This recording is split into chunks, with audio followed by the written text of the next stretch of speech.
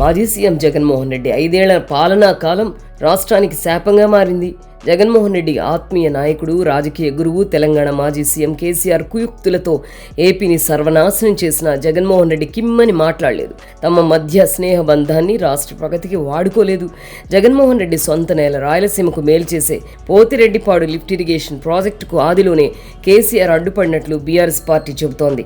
Rayalaseema lift irrigation project కట్టకుండా తాము national green ట్రిబ్యునల్తో పాటు సుప్రీంకోర్టులోనూ కేసులు వేసినట్లు బీఆర్ఎస్కు చెందిన మాజీ మంత్రి హరీష్ రావు వెల్లడించిన ఆధారాలు ఆంధ్రులను షాక్కు గురిచేశాయి. తాము 18 లేఖలు రాసి జగన్మోహన్ రెడ్డిని అడుగు ముందుకు వేయకుండా నిలువరించామని హరీష్ రావు గొప్పగా చెప్పుకోవడం జగన్మోహన్ రెడ్డి వైఫల్యాన్ని వెక్కిరించడమే.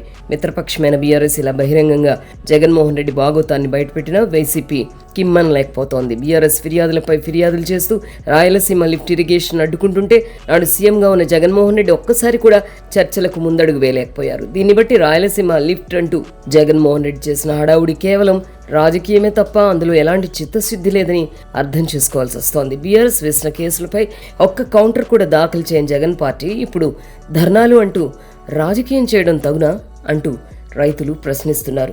జగన్ పాలనలో 900 కోట్ల ప్రజాధనాన్ని వృధా చేశారు. కనీసం కోర్టులో కౌంటర్ దాఖలు చేయలేకపోయారు. కూటమి ప్రభుత్వం అధికారంలోకి వచ్చిన తర్వాత సుప్రీంకోర్టు కేసుపై కౌంటర్ దాఖలు చేయడంతో రాయలసీమ ప్రాజెక్టుకు కదలిక వచ్చింది. దీన్ని గమనించే ముఖ్యమంత్రి చంద్రబాబుకు క్రెడిట్ వస్తుందనే దురాలోచనతో వైసీపీ బీఆర్ఎస్ కుమ్మక్కై కుట్ర ప్రకారం 2 రాష్ట్రాల మధ్య జల వివాదాలు వచ్చేలా చేస్తున్నారని రైతులు అభిప్రాయపడుతున్నారు. ఇటు వైసీపీ అటు బీఆర్ఎస్ కుట్రలపై ప్రభుత్వాలు అప్రమత్తమై రైతులకు మేలు చేసేలా ముందడుగు వేయాలని కోరుతున్నారు.